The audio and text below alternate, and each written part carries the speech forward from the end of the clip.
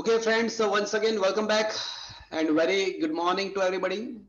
I hope you all are safe, your family member, your relative, your parents, your friends, all are safe, and you are enjoying this new era, this new way of learning. Friends, we are discussing fluid mechanics, તરલ નું mechanics આપણે ભણી રહ્યા છીએ. That is a quite interesting chapter. Fluid mechanics માંથી સામાન્યતઃ questions પૂછાતા રહેતા હોય છે. I think આપણે last lecture ની અંદર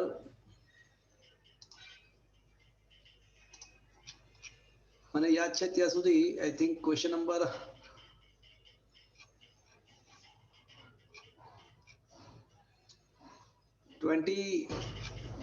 32 સુધી ડિસ્કસ કર્યો હતો. Right friends? ચલો once again anybody wants to ask the question from 1 to 20?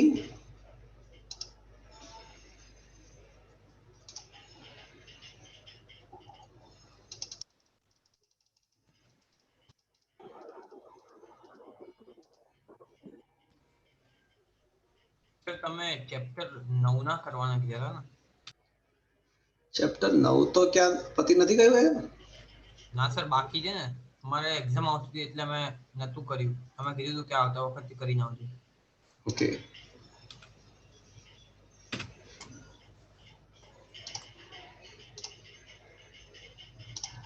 બોલો ચેપ્ટર નંબર 9 માં કઈ પૂછો તો પૂછો. ચલો પછી આપણે ચેપ્ટર નંબર 10 ડિસ્કસ કરીએ. ચલો 1 to 20 question from chapter number 9. 1 to 20 from chapter number 9. ચલો એટલે આ ઘન પદાર્થના યાંત્રિક ગુણધર્મો કઈ પૂછવું છે? 1 to 20.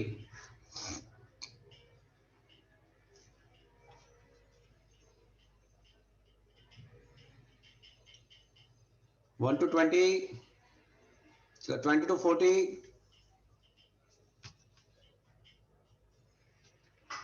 ચલો અપ ટુ 40 કોઈને પૂછવું છે ચેપ્ટર નંબર ઘન પદાર્થનું મિકેનિક્સમાં?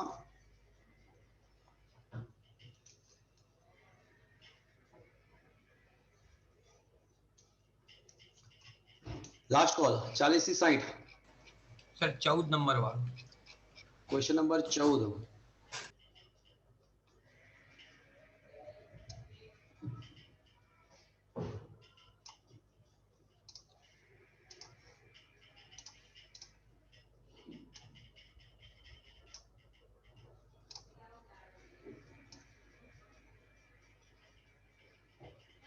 Okay,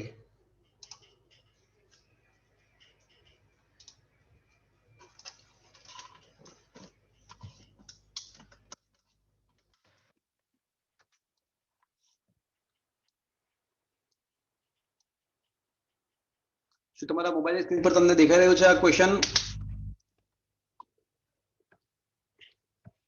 Are you able to see the question in your mobile screen? Yes sir.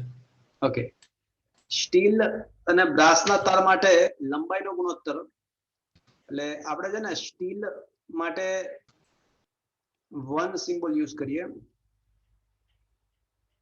અને બ્રાસ માટે 2 સિમ્બોલ યુઝ કરીએ. તો આપણને આપ્યું છે કે લંબાઈનો ગુણોત્તર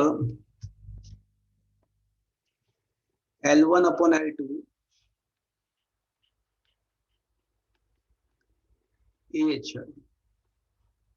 પછી તેમના ત્રિજ્યાનો ગુણોત્તર એટલે R1 upon R2 છે ને B છે. તો હું એવું લખી શકું કે ક્ષેત્રફળનો ગુણોત્તર છે ને B² થશે. સમજ્યા કઈ રીતે આવ્યું? હા સર. જો સમજાવું, બંને બાજુ વર્ગ કરો તો R1² upon R2² is equals to B². પાઈ વડે ગુણીને ભાગી નાખો તો પાઈ R1² upon pi R2² is equals to B². પણ પાઈ R1² એટલે A1 અને પાઈ R2² એટલે A2. તો A1 upon A2 બરાબર B². થશે મિત્રો? અને ત્રીજી વસ્તુ એ આપી છે કે તેમના યંગ મોડ્યુલસનો ગુણોત્તર y1 upon y2 C આપેલો છે, રાઈટ? તો લંબાઈના વધારાનો ગુણોત્તર શોધવાનો છે. ચલો કોઈને યાદ છે ડેલ્ટા એલ નું સૂત્ર, લંબાઈનો વધારો એનું સૂત્ર શું હતું? ડેલ્ટા એલ બરાબર FL upon AY.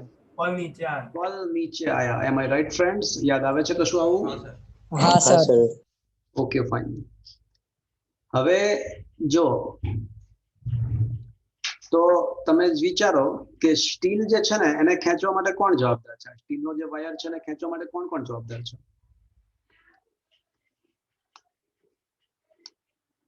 તો ડેલ્ટા L1 બરાબર F1 L1 upon A1 Y1. પણ F1 તરીકે શું આવશે બોલો? સ્ટીલને કોણ કોણ ખેંચે છે? 3W. 3W. 3W. એકદમ 3W. સાચી વાત. કારણ કે સ્ટીલનો વાયર છે ને W આ બંને ભેગા થઈને સ્ટીલનો વાયર ખેંચશે. સ્ટીલના વાયરની નીચે આટલી વસ્તુ લટકાવેલી છે.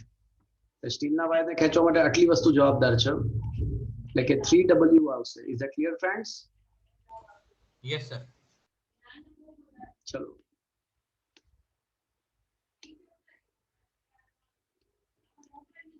હવે 3W L1 upon A1 Y1 અને ડેલ્ટા L for ગ્લાસ.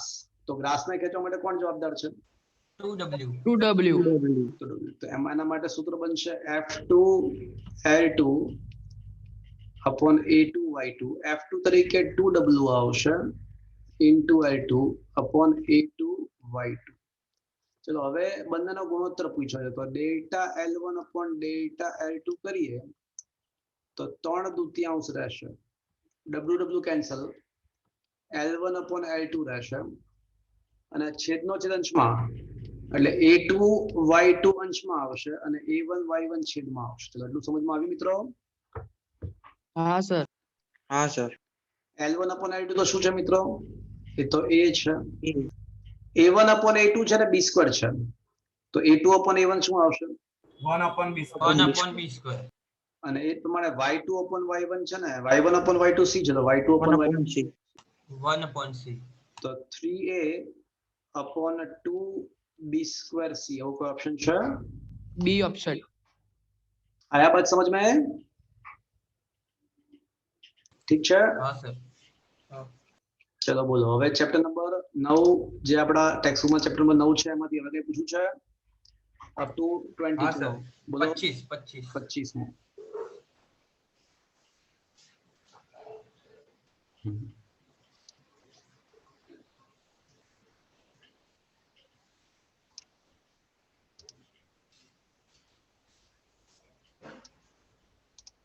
જો શું કહે છે?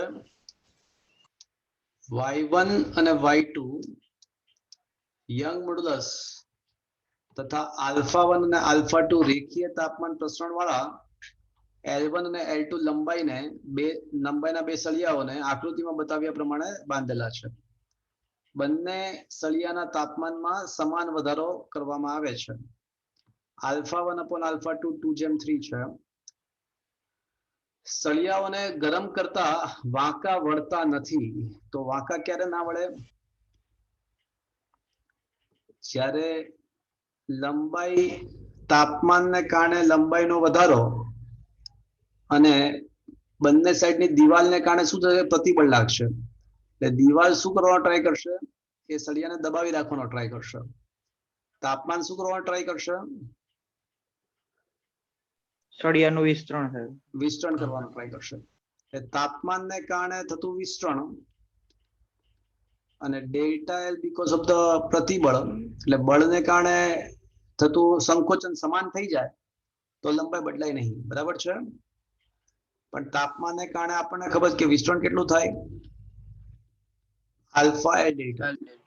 અને બોલું પ્રતિબળને કારણે થતું સંકોચન કેટલું? તો કે ભાઈ ફળ નીચે આયા. LL cancel. આમ તો આપણને આ વાત ખબર જ છે ઓલરેડી કે F/A is equals to Y alpha delta T. બરાબર છે? એટલે આ જ પ્રતિબળ છે. F/A ને જ પ્રતિબળ કહેવાય. હવે પ્રતિબળ સમાન કરવાનું જેવું રકમમાં આપ્યું છે તો σ1 બરાબર σ2 એવું રકમમાં આપ્યું છે. તો એનો મતલબ કે Y1 alpha 1 delta temperature is equals two y2 alpha 2 delta temperature થશે મિત્રો, ચેન્જ ઇન ટેમ્પરેચર. પણ બંનેના તાપમાનમાં સમાન વધારો જ કરવામાં આવે. જો રકમમાં સામેથી આપ્યું છે કે બંને કેસમાં તાપમાનનો વધારો સમાન છે, તો મતલબ શું થશે? તાપમાન વળી જશે. ડેલ્ટા ટી તાપમાનનો વધારો ઉડી જશે. તો y1 upon y2 પૂછ્યું છે આપણને, તો y1 upon y2 ને સૂત્રો કરતા બનાવીએ તો alpha 2 by alpha 1 થશે. તો alpha 2 by alpha 1 3/2 થશે. 3/2. आया बात समझ में? हाँ sir. Is it okay? Yes sir. हाँ सर. चलो હવે પૂછો. Up to 40, sir 32. 32.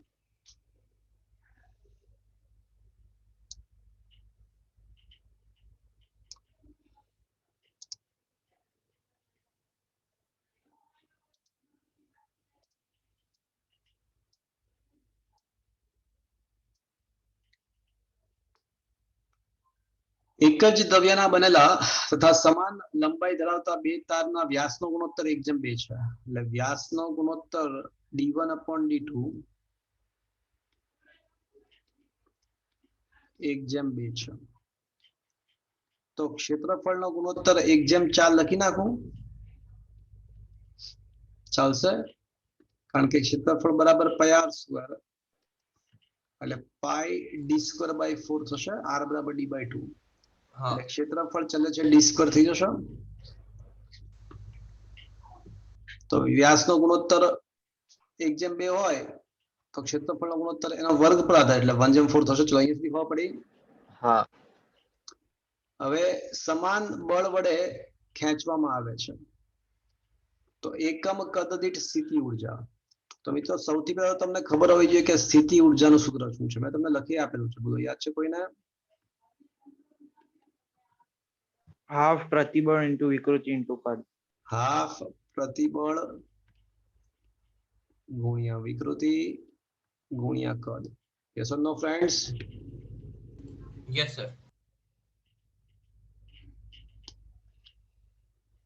તો એકમ કદ દીઠ સ્થિતિ ઉર્જા શું થાય?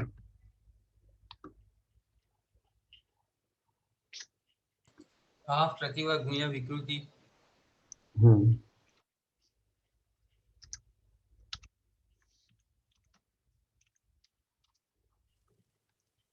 તો એકમ કદ દીઠ સ્થિતિ ઉર્જાને ધારો કે એનો સિમ્બોલ રો ધારીએ તો રો બરાબર 1/3 ગુણ્યા પ્રતિબળ ગુણ્યા વિકૃતિ થશે મિત્રો. યસ ઓર નો? હા. તો Yes, sir. 1/3 પ્રતિબળ એટલે f બાય a અને વિકૃતિ એટલે ડેલ્ટા l બાય l.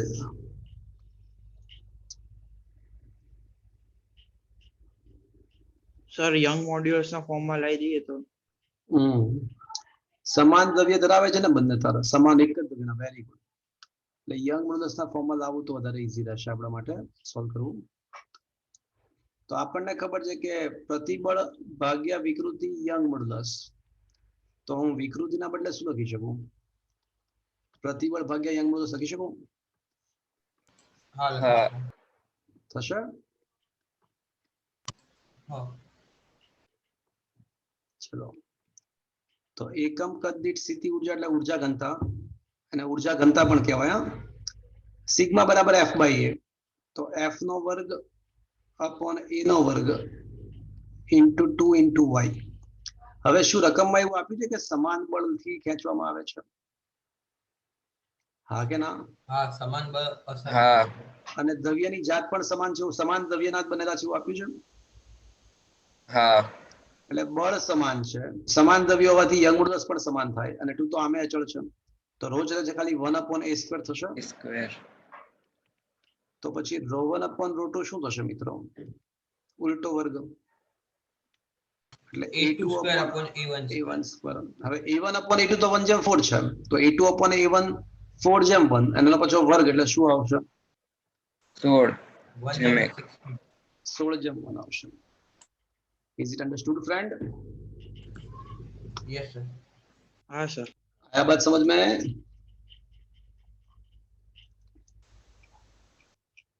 चलो હવે પૂછો.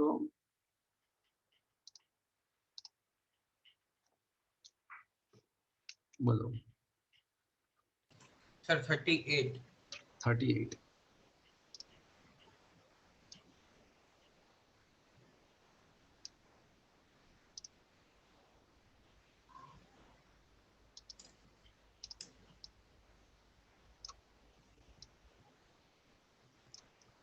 શું કે છે કે 1 મીટર લંબાઈ અને 10⁻6 મીટર સ્ક્વેર આડછેદ વાળા એક તારના છેડે છત સાથેનો હુકથી બાંધેલો છે અને લંબાઈના વધારા વિરુદ્ધ લટકાવેલ વજનનો આકૃતિમાં આલેખ આપ્યો છે. તો યંગ મોડ્યુલસ શોધવાનું છે.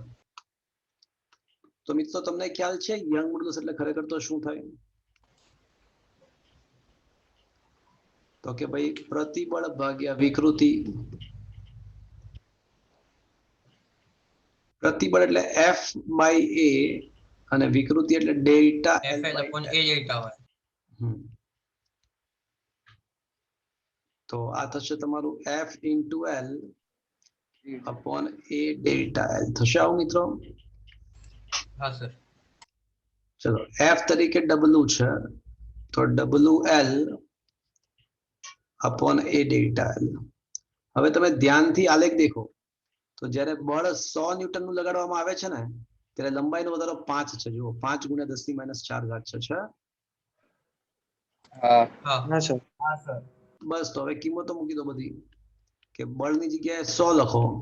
મૂળ લંબાઈ આપણને રકમ આપી છે. મૂળ લંબાઈ કેટલી છે તો કે 1 મીટર. જો રકમ આપી છે કે મૂળ લંબાઈ 1 મીટર છે તો ગુણ્યા 1 છેદમાં ક્ષેત્રફળ આપણને આપ્યું છે 10⁻6. 10⁻6 આપેલું છે ને એ વખતે જ્યારે બળ 100 ન્યૂટન હોય ત્યારે લંબાઈનો ફેરફાર કેટલો છે? 5 × 10⁻⁴. 10⁻⁴, 10⁻6, 10 ઉપર એટલે +10 થશે. 100/5 એટલે 20.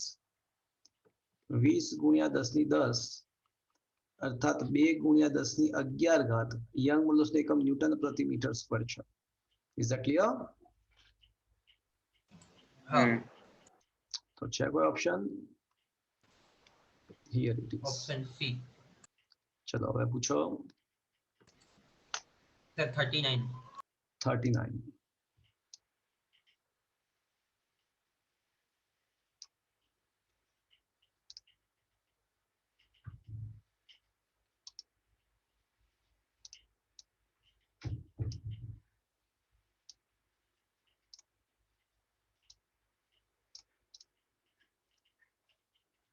સ્પ્રિંગ બેલેન્સના પલ્લામાં મૂકેલા જુદા જુદા એમ દળને અનુરૂપ સ્પ્રિંગના દોલનોનો આવર્તકાળ ટી માપવામાં આવે છે. તો T² વર્સિસ M ના આલેખમાં નીચેનામાંથી કયું સાચું છે ને ઉગમ બિંદુમાંથી પસાર કેમ ના થાય? તો મિત્રો ચેપ્ટર નંબર 14 જે અત્યારે આપણે ભણી રહ્યા છીએ એમાં આવશે કે સ્પ્રિંગના છેડે એમ દળ લટકાવતા તેના દોલનોનો આવર્તકાળ T બરાબર 2π√m/k, જ્યાં m જે છે ને એ લટકાવેલ દળ અને k જે છે ને એ સ્પ્રિંગનો બળ અચળાંક છે. આની સાબિતી ક્યાં આવશે? 14મા ચેપ્ટરમાં. ચેપ્ટર નંબર 14 માં. હવે આનો મતલબ એવો થયો કે T² બરાબર 4π² m/k થાય મિત્રો. તો T² ચલે છે એમ હોવું જોઈએ. Yes or no? સર આમાં એવું કેમ લખ્યું છે કે જુદા જુદા એમ દળને અનુરૂપ સ્પ્રિંગનો દોલનનો આવર્તકાળ સેમ ટી એટલા? એ કરીએ એક મિનિટ વાર. એટલે અહીંયા સુધી ખબર પડી T² ચલે છે એમ. હા. હવે આનો મતલબ એવો થયો કે જો આપણે T² વર્સિસ m નો આલેખ દોરીએ તો આપણને કેવો મળવો જોઈએ? સુરેખ. હા, જો આપણે T² વર્સિસ m નો આલેખ ખરેખર દોરવા માંગતા હોઈએ તો આપણને સુરેખ મળવો જોઈએ. એટલે આપણે અલગ અલગ વજન લટકાવતા જઈએ અને આવર્તકાળ અલગ અલગ માપતા જઈએ તો આલેખ ખરેખર તો મને કેવો મળવો જોઈએ? સુરેખ મળવો જોઈએ. Yes or no friends? હા પણ આ આલેખ સુરેખ ના મળ્યો. સુરેખ તો મળ્યો પણ ઉગમ બિંદુમાંથી પસાર ના થયો. ખરેખર તો આ તો y ચલે છે x છે, એટલે તો ઉગમ બિંદુમાંથી પસાર થતી રેખા હોવી જોઈએ. ખરેખર તો આ ઉગમ બિંદુમાંથી પસાર થતી રેખા હોવી જોઈતી હતી આ રીતે. પણ એના બદલે આલેખ આપણને આકૃતિમાં થોડો અલગ આલેખ આપ્યો છે. જો તો એવું કેમ થયું? તો એનું કારણ શું? તો મિત્રો તમે વિચાર કરો કે સ્પ્રિંગના છેડે આપણે વજન જ લટકેલા. સ્પ્રિંગના છેડે શું લટકાવ્યું જો તો જરાક. હવે જો વાંચો ક્વેશ્ચન શું લખ્યો છે કે આ સ્પ્રિંગ છે અને સ્પ્રિંગના છેડે તમે શું ગોઠવ્યું છે? પહેલા એક પલ્લું ગોઠવ્યું છે અને આ પલ્લાનું પણ કંઈક તો દ્રવ્યમાન હશે ને. અને પછી તમે એમાં અવગણવાનું નથી. હા, પછી તમે અલગ અલગ વજન મૂકતા જાઓ છો. ખબર પડી તમને? પછી તમે એમાં અલગ, એટલે ખરેખર તો આ સૂત્રમાં શું આવશે? જ્યાં આપણે એમ લખીએ છીએ ને ત્યાં એમના બદલે શું આવશે?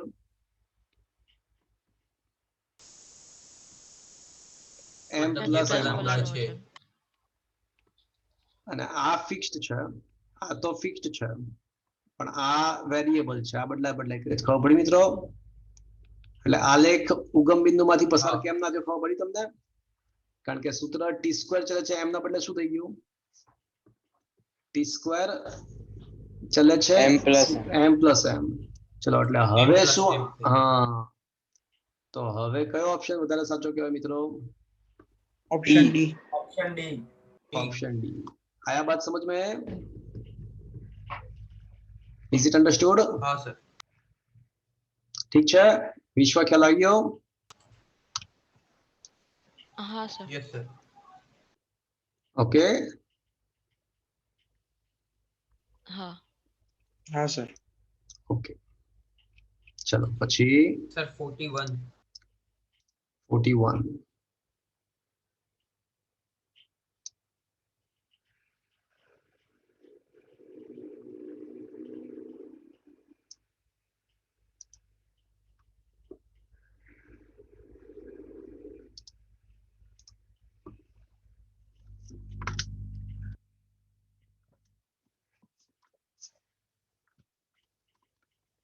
ઓકે, શું કે છે 41 માં?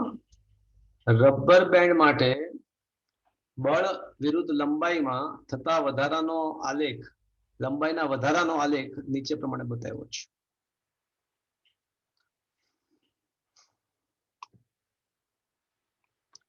તો આમાં આલેખ આ રીતે મળે છે આપણને કે અહીંથી તમે બળ લગાડો છો એટલે લંબાઈ વધતી જાય છે.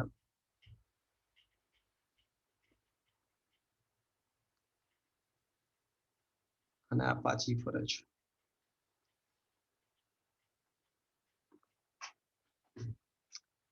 તો મિત્રો આમાં આનો મતલબ એવો થયો, થોડું વિચારજો મિત્રો. જ્યારે તમે સ્પ્રિંગને ખેંચશો ત્યારે તમારે બળ આપવું પડશે. હા કે ના?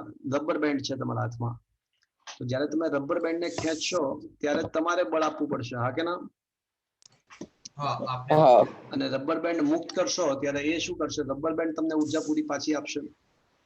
હા, પુનઃસ્થાપક.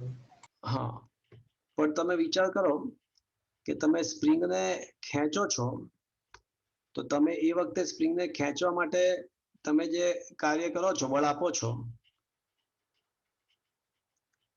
સ્પ્રિંગને ખેંચવા માટે તમે જે બળ આપો છો એના કરતા સ્પ્રિંગ જ્યારે પાછી ફરે છે તો લંબાઈના સેમ વધારા માટે તમે જોઈ શકો છો કે સ્પ્રિંગ જ્યારે પાછી ફરે છે ત્યારે આપણને પાછું મળતું બળ પહેલા આપણે જે આપ્યું છે એના કરતા, જો સ્પ્રિંગને તમે આ ખેંચવા માટે, હા ઓછું છે. આ તમે સ્પ્રિંગને ખેંચવા, એટલે સ્પ્રિંગ નથી, અહીંયા આગળ રબર બેન્ડ છે. તો આ તમે જ્યારે ખેંચો છો રબર બેન્ડને માટેનો આલેખ છે અને આ પાછા ફરતી વખતેનો આલેખ છે.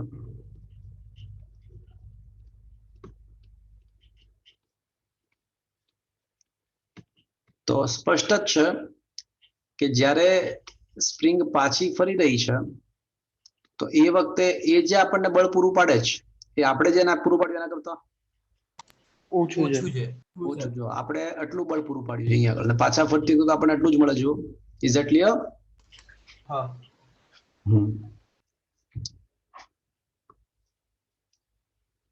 તો મિત્રો આના પરથી શું કન્ફ્યુઝન નીકળી શકે? તો પહેલો તો ખબર નથી પડતું, ખેંચવા કરતા દબાવવું સરળ છે એટલે તો અહીંયા ખેંચવાની જ વાત છે, દબાવવાની તો વાત જ નથી. સ્ટ્રિંગની લંબાઈમાં વધારો થાય છે, ઘટાડો તો આલેખ, ઘટાડાનો તો આલેખ આપ્યો જ નથી, ઘટાડાનો લંબાઈના ઘટાડાનો આલેખ તો આપ્યો જ નથી. એ પહેલું નથી ખબર પડતી. રિંગને ખેંચ્યા બાદ તે મૂળ લંબાઈ પાછી મેળવે છે એટલે બીજું ખોટું જ છે. મૂળ લંબાઈ પાછી તો મેળવી જ લે, કારણ કે અહીંયા તો પાછું જે 0 તો થઈ જ જાય. જો લંબાઈનો વધારો તો 0 થઈ જાય છે, પણ મેં જેટલી ઉર્જા આપી એટલી મને પાછી ના મળી. એનો મતલબ શું થયો? કે ક્યાંક ઉર્જાનો વ્યય થયો. કઈક ઉર્જાનો વ્યય થયો હશે. અને સામાન્યતઃ એ ઉર્જા કયા સ્વરૂપમાં કન્વર્ટ થતી હોય કશું આપણને ખબર ના પડે તો ઉષ્મા સ્વરૂપ. અને એ ઉષ્મા સ્વરૂપે કન્વર્ટ થાય તો ધીમે ધીમે આવડી. હું તમે એક કામ કરજો, ઘરે જઈને રબર બેન્ડને ખેંચજો, છોડી દેજો, ખેંચજો, છોડી દેજો, ખેંચજો, છોડી દેજો. આ રીતે કર્યા જ કરજો. થોડા સમય પછી તમને ફીલ થશે કે રબર બેન્ડ થોડું ગરમ થઈ જાય છે, કારણ કે ઉર્જા ક્યાંથી મળે છે? આપણે જે ઉર્જા આપીએ એના ભોગે આ કામ થશે. Is clear? હા સર. ઓપ્શન એ વધારે સાચો હશે. શું આન્સર આપ્યો? જો તો એ આપ્યો છે કે સી આપ્યો છે? મારા ખ્યાલથી ઓપ્શન એ વધારે સાચો કહેવાય. એ જ આપ્યો છે. બરાબર છે. આયા બાત સમજ में? હા સર. ચલો પછી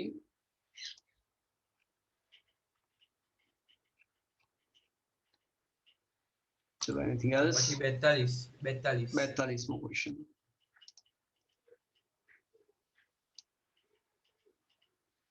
તો આમાં શું છે? તો મોડે થઈ જાય એવો છે.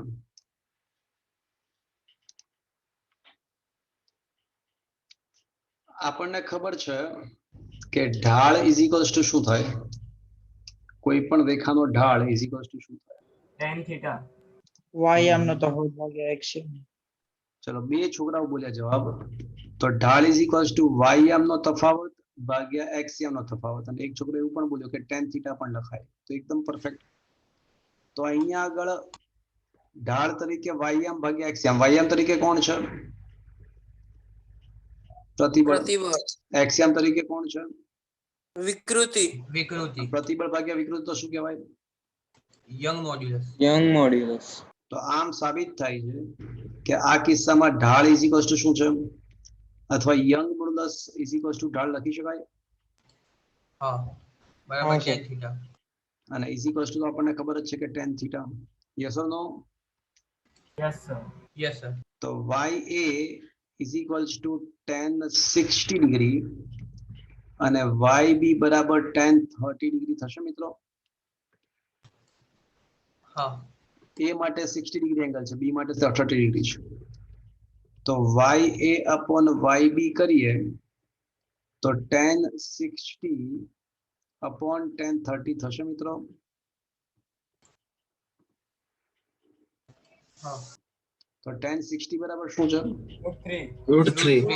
tan 30 બરાબર 1/3.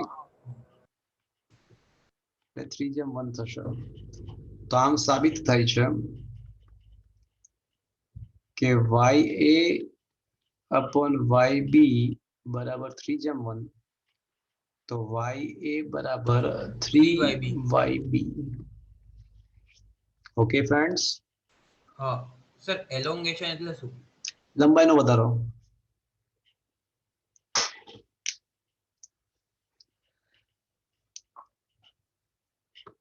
એલોંગેશન લંબાઈનો વધારો. ચલો બોલ પછી.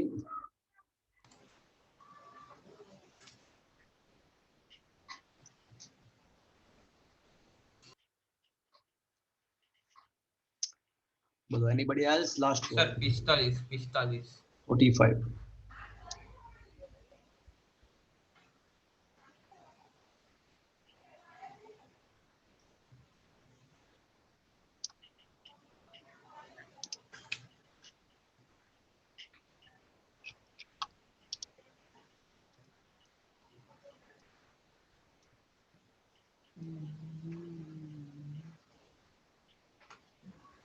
આમાં આલેખ બરાબર આપ્યા નથી.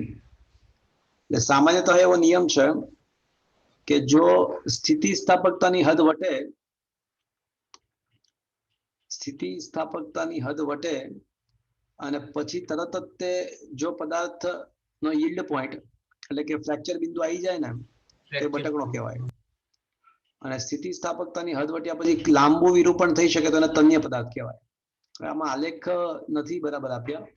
કોને મને ક્વેશ્ચન આન્સર શું છે પ્રમાણે આપણે આલેખ દોરીએ? શું આન્સર છે? સર એ તન્ય બી બટકણો. ઓપ્શન બી આવે. હા, એ તન્ય અને બી એટલે આમ. ઓકે, હવે આલેખ બરાબર. ચલો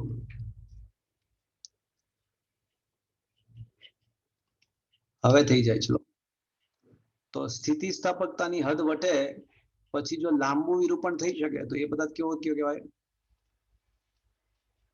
તન્ય. અને પછી તરત જ તે ભાંગી જાય, આ ફ્રેક્ચર પોઈન્ટ આવી ગયું, તો આ પદાર્થ કેવો કહેવાય? બટકણો કહેવાય. એટલે આલેખ થોડા સારા આપવા જોઈતા હતા. હવે ક્લિયર થઈ ગયું? સર તો ફ્રેક્ચર પોઈન્ટ જોયા વગર આપણને ખબર પડી શકે કે ના જ ખબર પડે ને, એ તો એની વ્યાખ્યા છે. સ્થિતિસ્થાપકતાની વધ હટ્યા પછી જો ફ્રેક્ચર પોઈન્ટ ઝડપથી આવી જાય તો એ પદાર્થ બટકણો કહેવાય, અને લાંબા વિરૂપણ પછી ફ્રેક્ચર પોઈન્ટ આવે તો એને તન્ય કહેવાય. Is it clear? Yes sir. હા સર. ચલો પછી સર હવે એના પછીના ચેપ્ટરમાં ઉષ્મા પ્રસરણમાં ઉષ્મા પ્રસરણના તો થિયરી ચલાવવાના બાકી છે. એટલે એ તો તમે કરી નાખ્યું તો બહુ કહેવાય, એ તો થઈ જ ના શકે ને.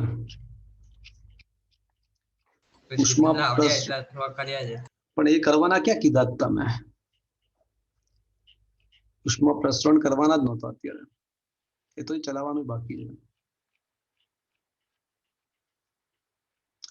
તમારા સિલેબસમાં ઉષ્મા પ્રસરણની 3 ઘટનાઓ હતી. હા,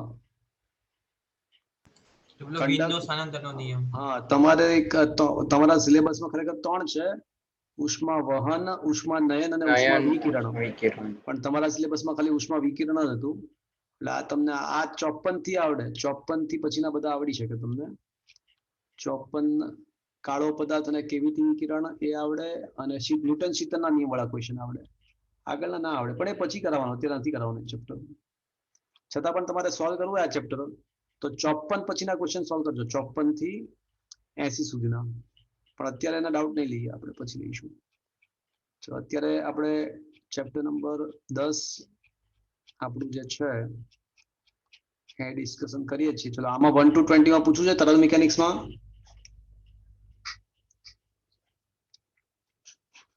કોઈ મને કહેશે ને ક્યાં સુધી કરાયું હતું આ ચેપ્ટરમાં?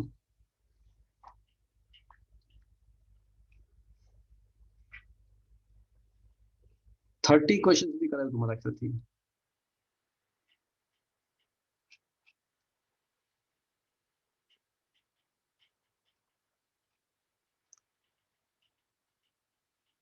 હા સર, 13 સુધી ચલાવ્યું હતું. 13 નહીં, 30 સુધી કરાયા, 30 સુધી કરાયા હતા. આ થઈ ગયું હતું. આ બધું આ વહેર વાળો પણ થઈ ગયો હતો. 27 નો તો કરાયો હતો મેં. સર 28 સુધી કરાવ્યું હતું. 28 સુધી કરાયો હતો ને. હા સર. ચલો, ક્વેશ્ચન નંબર 29.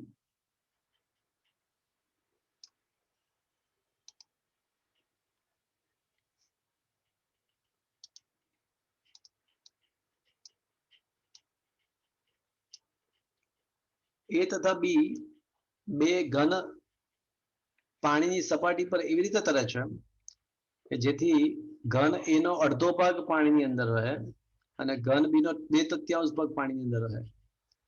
તો ઘન એ અને ઘન બી ની ઘનતાનો ગુણોત્તર શોધો. ચલો,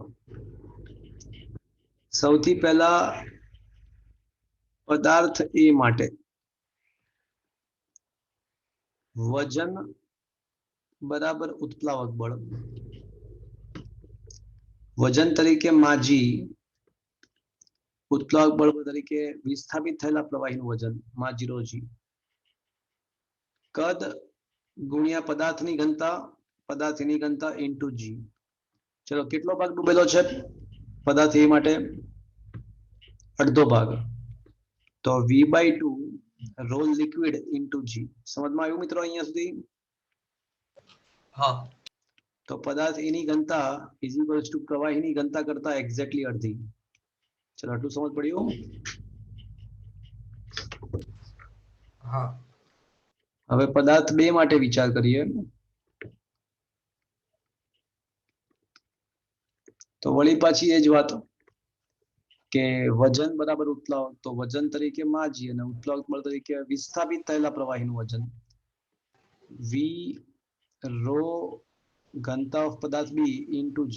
પણ હવે કેટલો પદાર્થ ડૂબેલો છે? તો 2/3 ભાગ. 2V/3. તો 2V/3 કદનું વિસ્થાપન થશે પ્રવાહીનું ઇન્ટુ પ્રવાહીની ઘનતા ઇન્ટુ G. તો એનો મતલબ કે પદાર્થ B ની ઘનતા ઇઝ ઇક્વલ્સ ટુ 2ρL/3 થશે. તો બંનેની ઘનતાનો ગુણોત્તર શોધવાનો છે. તો ρ A upon ρ B ρL/2 upon 2/3 ρL cancel.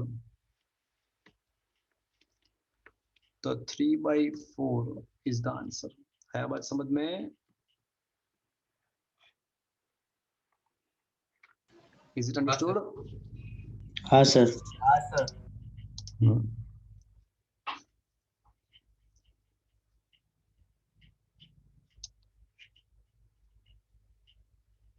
चलो 30 का जो जाते ट्राई. 31.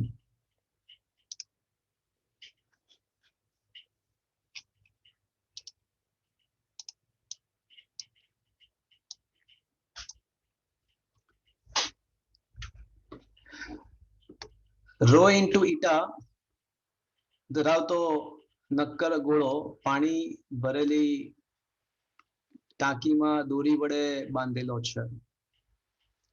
પણ જો આ છે ને ઈટાનું મૂલ્ય 1 કરતા નાનું છે. ઈટાનું મૂલ્ય 1 કરતા નાનું છે.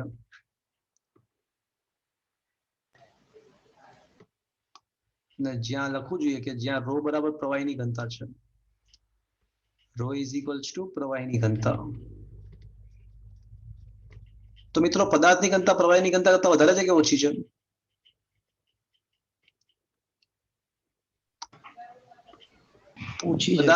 પદાર્થ હા પદાર્થની ઘનતા તમે જોઈ શકો છો કે ઈટા ઇન્ટુ રો છે. પણ ઈટાની કિંમત 1 કરતા નાની છે. એટલે it may be 1/2, it may be 1/3, whatever.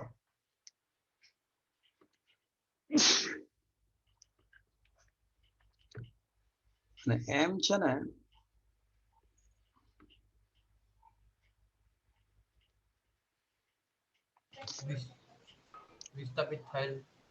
વિસ્થાપિત થયેલ પદાર્થ પ્રવાહીનું દળ.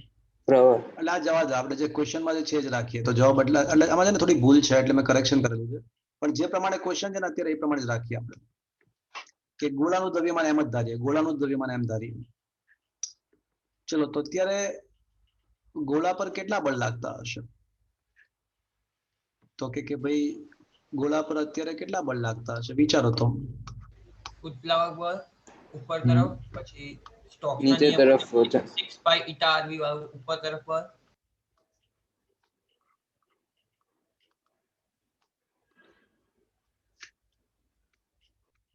તો અત્યારે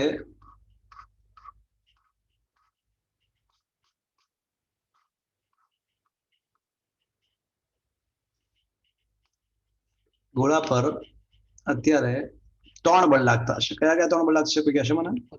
ઉત્પ્લાવક બળ, શાંતા બળ અને વજન બળ. શાંતા બળ ના લાગે.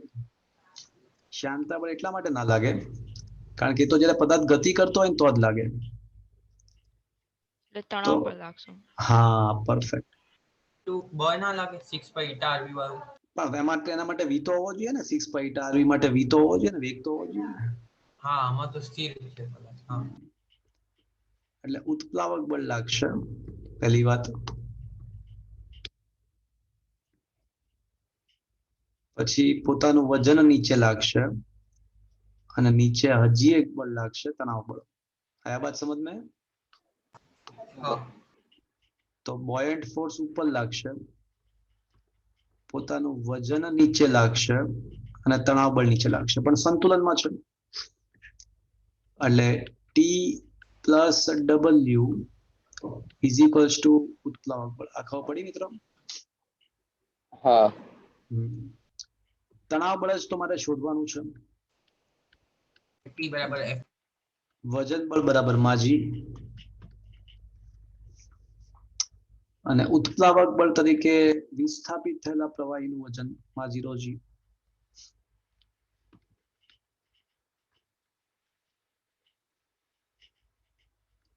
તો ટી બરાબર માજી માજી રોજી માઇનસ માજી આવું લખાશે મિત્રો. હા. હા. માજી કોમન લઈ લઈએ તો કેન આઈ સે m0 by m minus 1. હા. જો ના ખબર પડી તો એક કામ કરો, માજી ગુણી નાખો.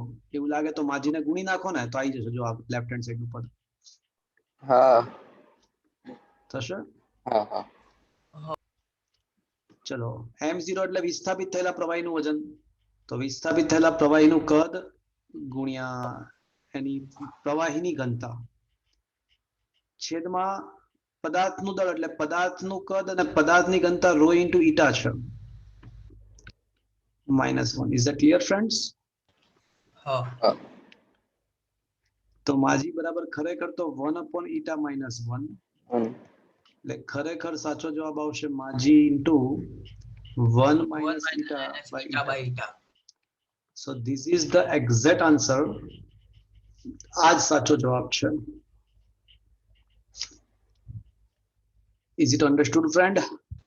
શું હા. આન્સર આપ્યો? હા, પાછળ sir. શું આન્સર આપ્યું છે?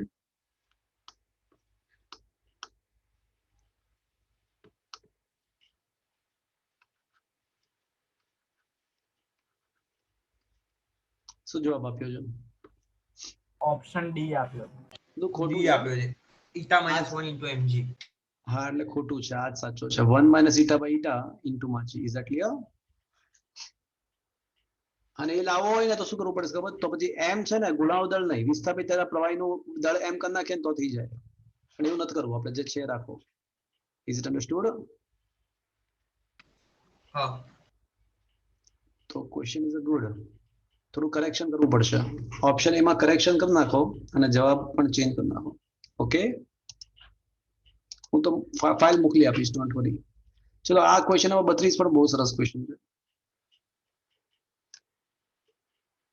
થોડું વિચારવું પડે એવો ક્વેશ્ચન છે. 32મો ક્વેશ્ચન વિચારો જરાક. ચલો બીકરની અંદરના ભાગનો વ્યાસ d છે, તેમાં એક પાણી ભરેલું છે અને d સ્મોલ, હા બોલો, એક સ્મોલ ડી વ્યાસ વાળી સળગતી મીણબત્તી ઊભી રાખી છે અને મીણબત્તીની અડધી લંબાઈ પાણીમાં ડૂબેલી છે. હવે મીણબત્તી જો 32 સેન્ટીમીટર પ્રતિ કલાકના દરથી સળગતી હોય તો મીણબત્તીનો ઉપરનો ભાગ પાણીની સાપેક્ષે કઈ રીતે વિચારી શકાય? બોલો. બહુ મસ્ત ક્વેશ્ચન છે.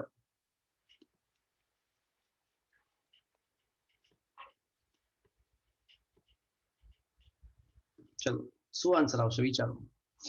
મીણબત્તી સળગેલી છે, અડધો ભાગ બહાર છે, અડધો ભાગ અંદર છે અને મીણબત્તી પ્રતિ કલાક 2 સેન્ટીમીટર જેટલી બળી જાય છે. તો પાણીની બહારનો જે ભાગ છે એનું શું થાય છે? ભાઈ બાઈકર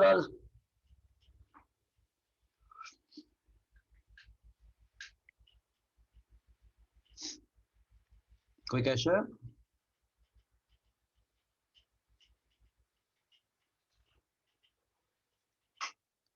અવાજ આવે છે મિત્રો મારો?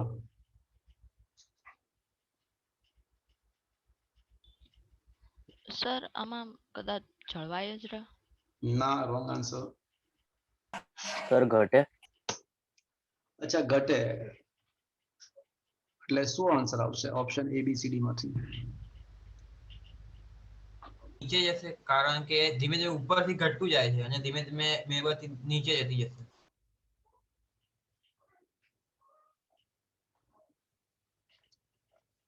શું આન્સર આવશે? સર આ મીણબત્તી તરે છે? એવી રીતે તરે છે કે અડધો ભાગ અંદર ને અડધો ભાગ બહારની સાઈડ રહે છે.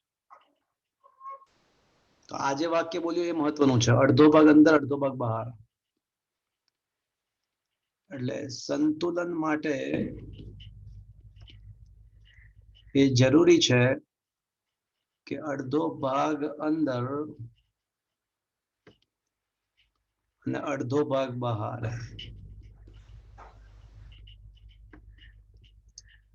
હોય જ.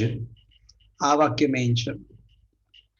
સર પણ જો મીણબત્તી સળગે પછી એનું મીણ તો એની ઉપર જ રહેશે ને. આપણે એવું માની લઈશું કે મીણબત્તી નો જે દ્રવ્ય છે ને એ આદર્શ છે, એ સંપૂર્ણપણે બાષ્પીભવન પામી જાય છે. ઓકે. સર ટોટલ અસંતુલિત થઈ જશે. 2 સેન્ટીમીટર પર કવર થી નીચે જાય છે ને? શું જવાબ આવશે ને શા માટે આવશે? ચલો જવાબ સાંભળો હવે મારી વાત. હવે મીણબત્તી છે ને ખરેખર તો શું થાય છે, રકમમાં આપ્યું છે કે ભાઈ 1 કલાકમાં 2 સેન્ટીમીટર જેટલું બની જાય છે, હા કે ના? હા. એટલે ઉપરથી છે ને 1 કલાકમાં 2 સેન્ટીમીટર જેટલો ભાગ ઉડી જશે, હા કે ના? હા, ઉડી જશે. હા. પણ સંતુલન સ્થપાવવા માટે શું થાય કે અડધી ઉપર ને અડધી બહાર. હા. તો હવે ઓટોમેટિકલી શું થશે વિચારો તો પછી. હવે ઉપર થોડી જશે. ઊંચી આવશે. ઊંચી ના આવે, કારણ કે આમ ઉપર આવે વાત સાચી, પણ 2 સેન્ટીમીટર તો ઉડી ગયો છે ને.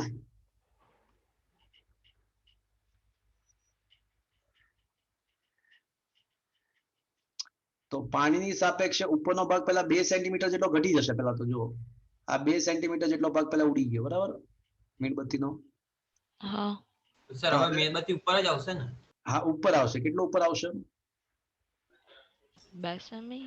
2 ના આવે ને, 1 સેન્ટીમીટર જ ઉપર આવે ને. જો ચલો હવે આખું પ્રેક્ટિકલી સમજાવું.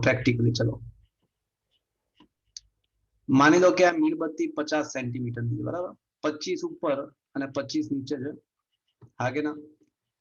હા. હવે 2 સેન્ટીમીટર ઉડાઈ દેવાનું, તો હવે ઉપરની સાઈડ કેટલું રહેશે? 23. અને નીચેની સાઈડ કેટલું છે? 25. 25. હા, બરોબર છે. પણ આપણે તો અડધું અડધું કરવાનું છે, તો હવે શું થશે? 24 હશે. 24 થશે, હા કે ના? હા, બરોબર. હા. અચ્છા, એટલે આ મીણબત્તી ખરેખર ઉપર આવશે 1 સેન્ટીમીટર. Is that clear? હા. મીણબત્તી ખરેખર 1 સેન્ટીમીટર ઉપર આવશે, પણ આપણને એવું બધું ફીલ નહીં થાય. આપણને તો શું દેખાશે? પહેલા કેટલું હતું? 25 હતું, અને હવે કેટલું દેખાશે આપણને ઉપર? 24. એટલે આપણને હવે ખરેખર વાસ્તવમાં મીણબત્તી ઉપર આવે છે, પણ આપણને તો જે દેખાય એ કહેવાનું છે. તો આપણને શું દેખાશે? નીચે જાય 1 સેન્ટીમીટર. 1 સેન્ટીમીટર જેટલું ઓછું થશે એવું અનુભવાશે. Is that clear? હા. ઓકે. એકદમ લોજિકલ સવાલ હતો. હા, એટલે એક મિનિટ હવે જો તો ક્વેશ્ચનમાં શું આન્સર આપ્યો છે. એટલે આ કન્ફ્યુઝન છે. આપણે દેખાય લખવાનું છે, ખરેખર જે થાય લખવાનું છે. સર એમાં બી લખ્યું છે. હા, એટલે નીચો, એટલે આપણે દેખાય લખવાનું, બરાબર છે? ખ્યાલ આવ્યો? અને એ જ હોય. આમ તો આપણને એવું ખબર ના પડે કે આ ઉપર આવ્યું. આપણને તો જે દેખાય જ હતું 25 ને થઈ ગયું 24 એવું વિચારવાનું. ખબર પડી? આયા બાદ સમજ ને? હા સર. એટલે 1 સેન્ટીમીટર હા પ્રતિ સર. કલાકનો દસ નીચે જશે. Is that clear? હા. Is it understood now? It's a good હા question. Sir. Yes sir.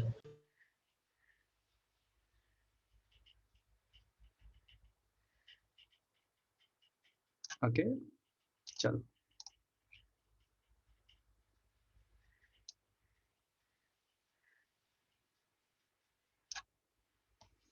Question number 34. Sir બહુ બધા જ ક્વેશ્ચન જબરજસ્ત છે આના. તમે આમ કરો ને તો મજા આવી જશે એવું ચેપ્ટર છે. થોડું તમારે સમય આપવો પડે એવો ચેપ્ટર છે. બહુ મસ્ત ચેપ્ટર છે.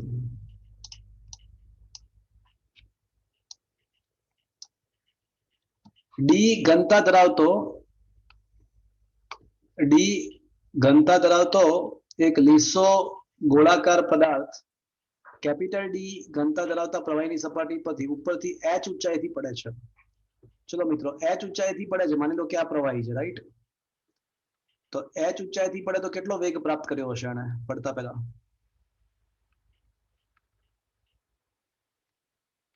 અહીંથી અહીંયાનો વેગ 0 હશે પણ એ પડ્યો h ઊંચાઈથી તો પડતી વખતનો વેગ કેટલો હશે? આ h ઊંચાઈ છે √2gh. તો આપણને ખબર છે કે v² - v0² બરાબર 2ad માં પ્રારંભિક વેગ 0, અંતિમ વેગ શોધવો છે અને 2 એના બદલે g અને d ના બદલે h. તો h ઊંચાઈનું અંતર કાપ્યા બાદ પ્રાપ્ત થતો વેગ √2gh. પણ હવે શું થશે? હવે એ બોલ પાણીમાં પડ્યો એટલે હવે એના ઉપર શું લાગશે પાછું? ઉત્પ્લાવક બળ અને શાંતા બળ. ઉત્પ્લાવક બળ અને શાંતા બળ બધું લાગશે. એટલે ધીમે ધીમે એ વેગ એનો ઘટીને પાછો અહીંયા આગળ અચળ થઈ જશે. એક સમય એવો આવશે કે વેગ એનો અચળ બની જશે. હા કે ના? હા હા સર. તો એ ના અચળ પણ નહીં, અહીંયા તો અટકાવી જ દેવો છે ને. એટલે આ ઓલો કિસ્સો નથી. એટલે જો અચળ બની જાય તો પછી અચળ વેગ કે ટર્મિનલ વેગ કહેવાય ને. હા પણ એવું નથી. અહીંયા વેગ ઘટીને 0 કરવાનો છે. એટલે એનો મતલબ કે ઉત્પ્લાવક બળ થોડું વધારે હશે કારણ કે અમુક વેગથી પડ્યો એટલે વિચારો તમે પ્લાસ્ટિકનો કોઈ બોલ છે એને તમે પાણીમાં અમુક સ્પીડથી નીચે પાડો તો અમુક અંતર તો અંદર જાય પણ પછી ધીમે ધીમે શું થાય વેગ ઘટીને પાછો ઉપર આવી જાય. સમજો છો? એટલે હા. પાછો અહીંયા વેગ 0 હા, સર. બની જાય છે. એટલે પહેલા કેસનો જે અંતિમ વેગ છે એ બીજા કેસ માટે શું બનશે? પ્રારંભિક વેગ. પ્રારંભિક ઇઝ ઇટ ક્લિયર? હા તો કયા સમયે તે અટકી જશે એવો ક્વેશ્ચન છે. તમે જોઈ શકો છો કે પદાર્થની ઘનતા કરતા પ્રવાહીની ઘનતા વધારે. જો capital D is greater than small d એટલે એને કારણે ઉત્પ્લાવક બળ વધારે છે. એટલે વધારે ઉત્પ્લાવક બળને કારણે શું થાય છે કે એ પદાર્થ બહાર આવી જાય છે. અમુક સમયનો વેગ 0 બનશે અને પછી પાછો બહાર આવશે. ચલો પ્રવાહીમાં પદાર્થ પર ઉર્ધ્વ દિશામાં લાગતું બળ તો F = ઉત્પ્લાવક બળ માઇનસ વજન બળ કરવું પડે. અહીંયા રકમમાં આપવું જોઈતું હતું કે શ્યાનતા બળ અવગણો. બાકી તો શ્યાનતા ઈટાના સ્વરૂપમાં આન્સર આવે ને કતો પછી પણ ઈટા છે જ નહીં એટલે શ્યાનતા બળ અવગણો. Is it clear? ચલો આ સમજ પડ્યું આ વાક્ય? હા સર. ઓકે તો v પ્રવાહીની ઘનતા capital D vdg minus v small dg તો v small dg common capital D by small d -1 થશે.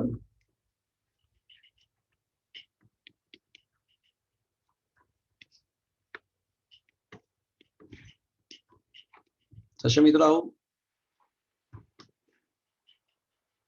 Yes or no? યસ હા, સર. પણ f બરાબર માં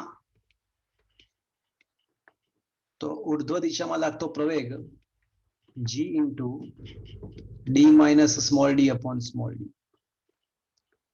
હવે મિત્રો v બરાબર v0 પ્લસ at મારે સમય શોધવાનો છે, અંતર નથી શોધવાનું, સમય શોધવાનો છે. અંતર પણ પૂછી શકે. અંતિમ વેગ 0. ચલો પ્રારંભિક વેગ શું લખો મિત્રો?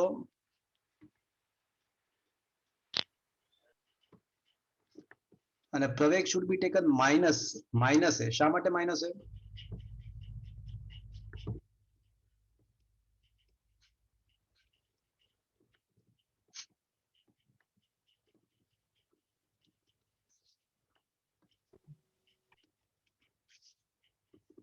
અત્યારે આપણે કેસ 2 ડિસ્કસ કરી રહ્યા છીએ મિત્રો.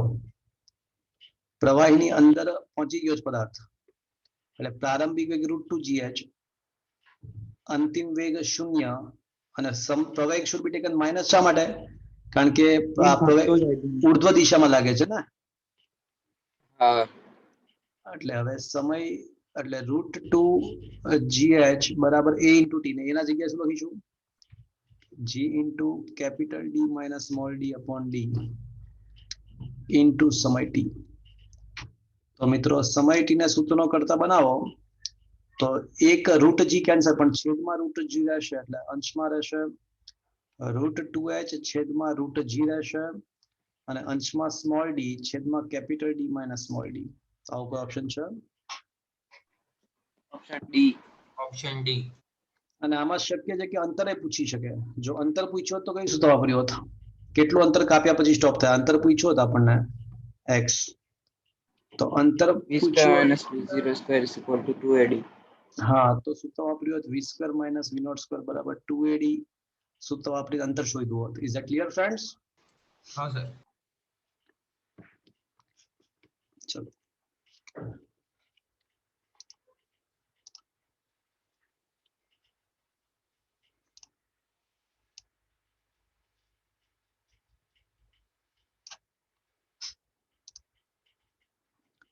ચલો અત્યાર સુધી તમારા સિલેબસની અંદર આપણે ટેક્સ્ટબુકની અંદર જેટલી યુટ્યુબ હતી ને એ બધી જ યુટ્યુબમાં બંને સાઈડની ભુજાઓ નું આડછેદ સમાન હતું. તો અત્યારે હવે આપણી પાસે એવી યુટ્યુબ છે કે બંને સાઈડના આડછેદ સમાન નથી. તો આ ટાઈપના ક્વેશ્ચનમાં કઈ રીતે સોલ્યુશન આવે એ સમજીએ. હવે આપણી પાસે એવી યુટ્યુબ છે કે બંને સાઈડના આડછેદ સમાન નથી. શાંતિથી સમજવું પડશે, શાંતિ સાંભળજો. એક અસમાન આડછેદ આવું પહેલી વખત આવી રહ્યું છે, પહેલી વખત આપણે વિચારી રહ્યા છીએ. આ ટાઈપનું અસમાન આડછેદના ક્ષેત્રફળ વાળા બે ભુજાઓની બનેલી યુટ્યુબ ને ઉર્ધ્વ સમતલમાં ગોઠવેલ છે. ડાબી બાજુના ભુજના આડછેદનું ક્ષેત્રફળ એટલે આને આપણે a1 કહીએ. ડાબી બાજુના ભુજના આડછેદને આપણે a1 કહીએ. તો આપેલું છે આપણને કે a1 શું છે કે ભાઈ બીજી બાજુ કરતા ચોથા ભાગનું છે, એટલે a2 કરતા ફોર્થ ભાગનું છે. ચલો આટલું સમજ પડી મિત્રો અહીંયા સુધી? યસ ઓર નો? જ્યારે 13.6 ગ્રામ પ્રતિ સેન્ટીમીટર ક્યુબ ઘનતાવાળા મર્ક્યુરીને જમણી ભુજામાં દાખલ કરવામાં આવે છે. ચલો અહીંથી મર્ક્યુરી દાખલ કર્યું.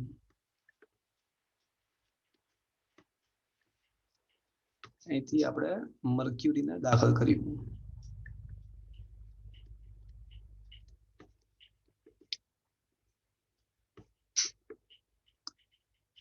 ત્યારે મર્ક્યુરી બંને ભુજામાં સમાન અને સમક્ષિત સપાટી ધારણ થતી વખતે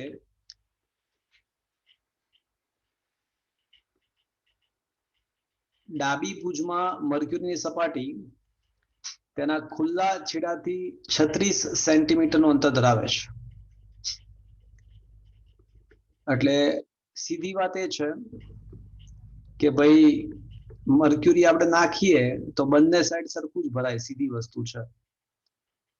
પણ હવે ડાબી બાજુ 36 સેન્ટીમીટર અને જમણી બાજુ એટલું જ હોય, જમણી બાજુ પણ એટલું જ હોય, 36 સેન્ટીમીટર હોય. પણ હવે કળા હવે સ્ટાર્ટ થાય છે. કળા એટલે આ ક્વેશ્ચન હવે આ આપણને 36 સેન્ટીમીટર આપેલું છે. ચલો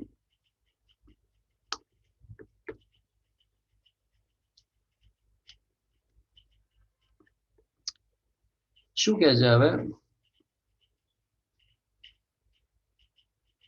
જો ફરીથી જ્યારે 13.6 ગ્રામ પ્રતિ સેન્ટીમીટર ક્યુબ ઘનતાવાળા મર્ક્યુરીને જમણી ભુજામાં દાખલ કરવામાં આવે ત્યારે મર્ક્યુરીની બંને ભુજામાં સમાન સમક્ષિતિજ સપાટી ધારણ થાય તે વખતે ડાબી ભુજામાં મર્ક્યુરીની સપાટી તેના ખુલ્લા છેડાથી 36 સેન્ટીમીટરનું અંતર ધરાવે છે. હવે જો સાંકડા ડાબી ભુજમાં મર્ક્યુરીના ઉપરના ભાગને પાણી વડે સંપૂર્ણપણે ભરી દેવામાં આવે તો જમણી ભુજમાં મર્ક્યુરી કેટલી ઊંચાઈએ જશે? તો હવે ડાબી બાજુ હું પાણીથી ભરી દઉં સંપૂર્ણપણે.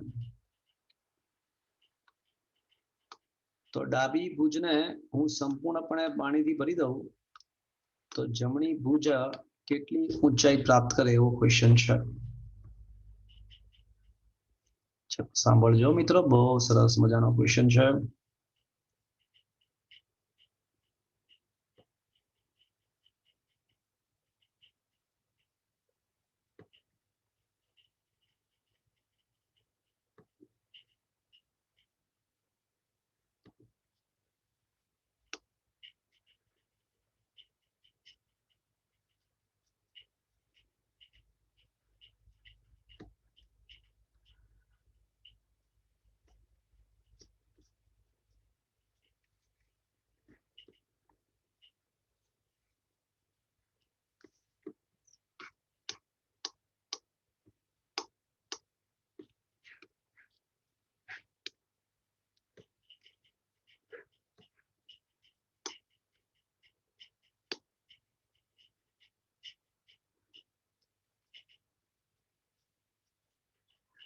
ઓકે, મારો અવાજ આવે છે મિત્રો? હા સર. હા સર. હવે જો મારી વાત ધ્યાનથી સાંભળજો. હું છે ને આ સાઈડ પાણી નાખવાનું છે, બરાબર? એટલે એને કારણે શું થશે કે થોડીક આ જે સાઈડની સપાટી છે ને, સ્ટાર્ટિંગમાં છે ને બંને સપાટીઓ માની લો કે સ્ટાર્ટિંગમાં બંને સપાટીઓ અહીંયા સુધી ભરાયેલી હતી, અહીંયા સુધી, બરાબર? પણ હવે આ સાઈડથી હું પાણી નાખીશ તો આ સાઈડનો ભાગ થોડો નીચે જશે. આ બધું મર્ક્યુરી છે.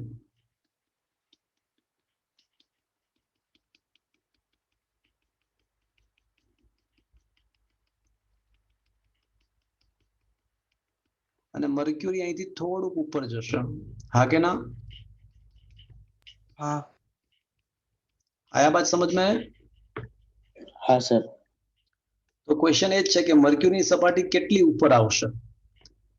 તો મર્ક્યુરીની સપાટી કેટલી ઉપર આવશે? ધારો કે મર્ક્યુરીની સપાટી x જેટલી ઉપર આવે છે. ચલો આ સમજ પડ્યું? હા. અને પાણીની સપાટી ધારો કે x ડેશ જેટલી આ સાઈડથી નીચે જાય છે. ઓકે,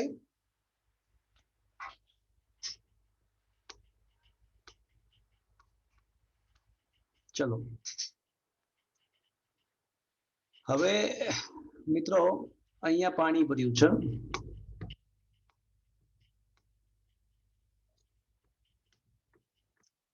આ બધું આખે આખું પાણી ભર્યું છે છેક સુધી. તો કોઈ મને કહેશે પાણી કેટલું ભરાયેલું છે, કેટલા હદ સુધી? 36 plus x dash. Very good. 36 plus x dash. Is that clear sir friends? આ બાજુથી x ડેશ કઈ રીતે થાય એકવાર ફરીથી કોણ? એટલે મેં ધાર્યું છે કે ધારો કે પાણી, જો આમાં શું થશે કે તમે અહીંયા પાણી ભરતા જાઓ તો ઓબ્વિયસલી આ સાઈડનો ભાગ તો નીચે જ હશે ને. આ સાઈડ તમે લેફ્ટ હેન્ડ સાઈડથી પાણી ભરતા જાઓ છો અહીંયા આગળ, તો પાણી નાખતા જાઓ તો આ જે સપાટી મર્ક્યુરીની દબાણને કારણે નીચે જશે અને હા અહીંથી ઉપર આવશે. ઓકે એટલે મેં એવું કે ધાર્યું નીચે કે આ જેટલું જાય. સાઈડ ઓકે હા x ડેશ જેટલું નીચે જાય છે અને આ સાઈડથી x જેટલું ઉપર આવે છે, હે ને? ઓકે બરાબર. હા પણ પહેલી વાત, સૌથી પહેલી વાત સાંભળજો, બહુ મસ્ત ક્વેશ્ચન છે. ડાબી બાજુ નીચે જતું કદ મર્ક્યુરીનું અને જમણી બાજુ ઉપર આવતું કદ તો કેવું હોવું જોઈએ? એ તો સમાન જ હોવું જોઈએ, કારણ કે મર્ક્યુરી તો અદબનીય છે. હા કે ના? યસ ઓર નો? હા સર. यस.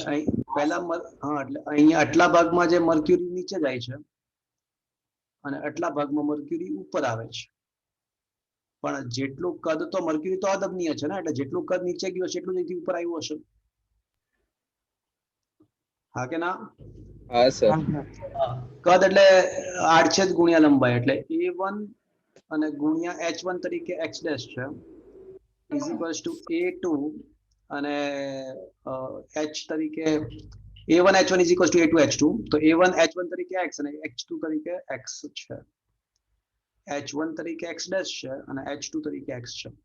પણ રકમમાં આપ્યું છે કે a1 નું મૂલ્ય તો a2 કરતા ચોથા ભાગનું છે. ચોથા ભાગનું. તો તો આમ અહીંયા પહેલી વાત તો એ સાબિત થઈ ગયું કે x ડેશ ની કિંમત કેટલી આવશે 4x. 4x. ચલો આટલું સમજ પડી ગઈ મિત્રો. હા સર. ચલો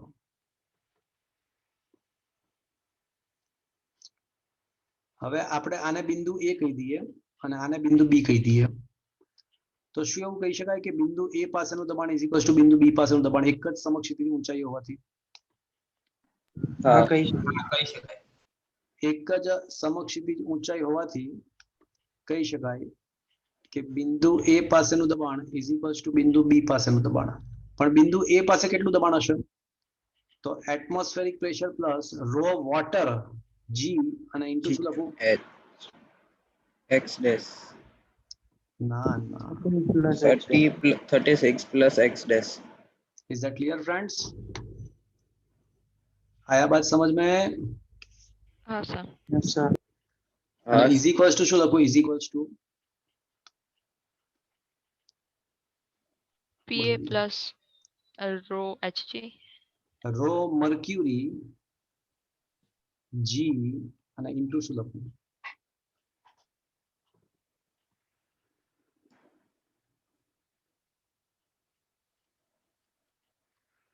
બોલો.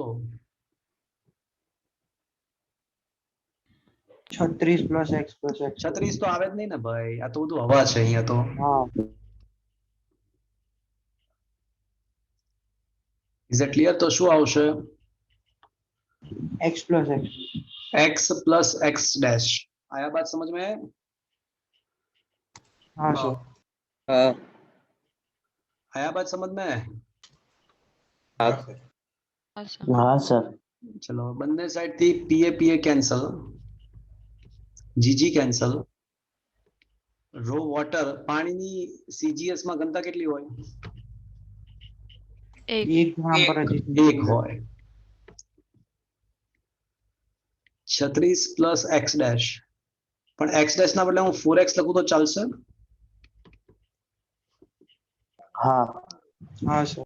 અને રો મર્ક્યુરી 13.6 જી તો ઉડી ગયું અને અહીંયા આગળ x પ્લસ 4x એટલે 5x થશે. હા 5x. તો 36 plus 4x is equals two 13.6 ગુણ્યા 5x આવું થશે મિત્રો. હા 13 પંચા 65, 6 પંચા એટલે 68 થશે, 68. તો 36 plus x is equals two 36 plus 4x is equals two 68x થશે. હા. બરાબર છે મિત્રો? 64. 64 x. તો 36 બરાબર 64x થશે. હા સર. हाँ सर. તો x બરાબર 36 ભાગ્યા 64. 0.5625. તો 6 ભાગ્યા 8 નહીં 9 ચોક 36, 0.56. 0.56 સેન્ટીમીટર જેવો આન્સર આવે. અને આવે છે મિત્રો આન્સર જુઓ તો મિત્રો. હા સર. એટલે આમાં નવું શું શીખવા મળ્યું ખબર તમને? અત્યાર સુધી એવું હતું કે બંને સાઈડ સમાન આડછેદ હોય ને તો આ સાઈડ થી જેટલું નીચે છે ને એટલું જ આ સાઈડ થી ઉપર આવે, એટલે એક્સ ડેશ અને એક્સ સમાન થઈ જાય બંને સાઈડ. સમજ્યા તમે? પણ અહીંયા આ કેસમાં એવું નહીં થાય. એટલે પહેલા તમે શું કર્યું? એક્સ ડેશ અને એક્સ વચ્ચેનો સંબંધ મેળવ્યો અને પછી નોર્મલ મેથડ જે આપણે કરતા હતા એ કરી. આયા બાત સમજ में? હા sir. It's a good question. Is it understood, friend? Is it okay? Yes sir. Yes sir. ચલો એના પછીનો ક્વેશ્ચન જબરજસ્ત છે.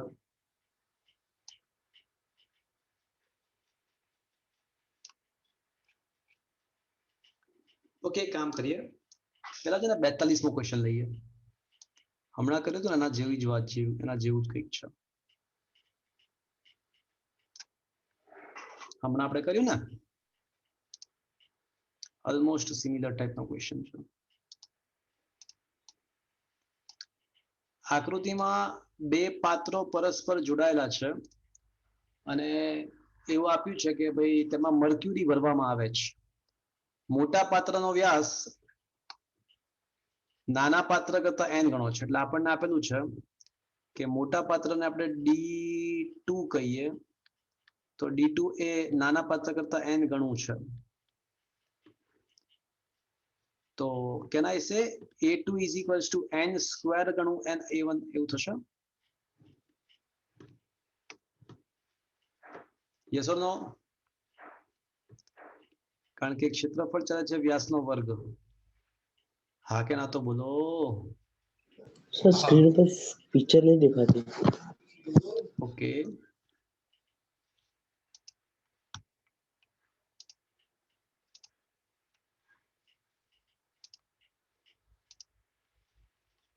બે મિનિટ મિત્રો આવું સાંભળો.